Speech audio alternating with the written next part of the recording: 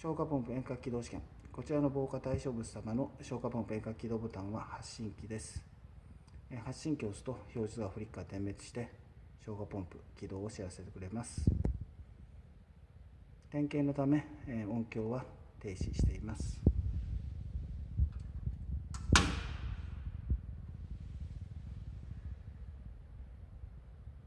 はい、ポンプ起動、表示とフリッカー点滅。